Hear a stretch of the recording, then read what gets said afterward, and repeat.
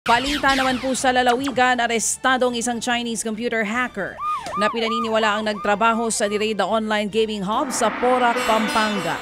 Naaresto ang Chinese na si Lin Kide sa isang resort sa San Fernando, La Union noong Sabado.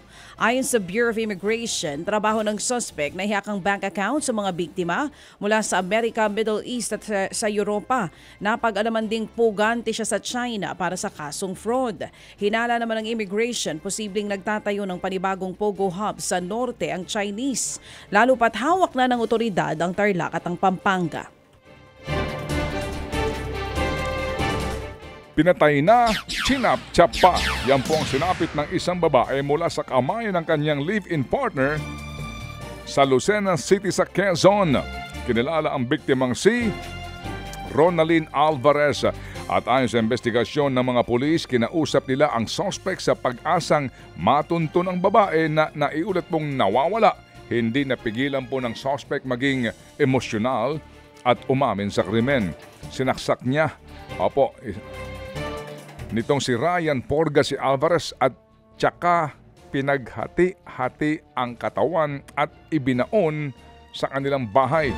Bukod sa kanya pong tinakasama, umamin din po si Porga na kanyang pinatay din. Umamin si Porga na pinatay nila ni Alvarez ang isang Annalyn Orejada. Natagpuan ng mga pulis ang labi ng dalawa.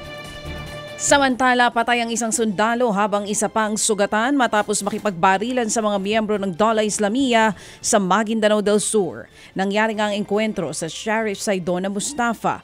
Nagsasagawa ng operasyon ng militar nang paputukan sila ng teroristang grupo. Ayon sa impormasyon na nakuha ng AFP, isang Ben Harris Salamat o alias Nakan ang pinuno ng grupo. 3 terorista naman ang nabaril daw ng militar kaya't napilitan umatras ang grupo. Tinutugis na sila ngayon ng militar. May panibago pong kaso ngayon ng African Swine Fever na naitala sa bayan po naman ng Balawan sa La Union. Ito yung kinumpirma mismo ng lokal na pamahalaan.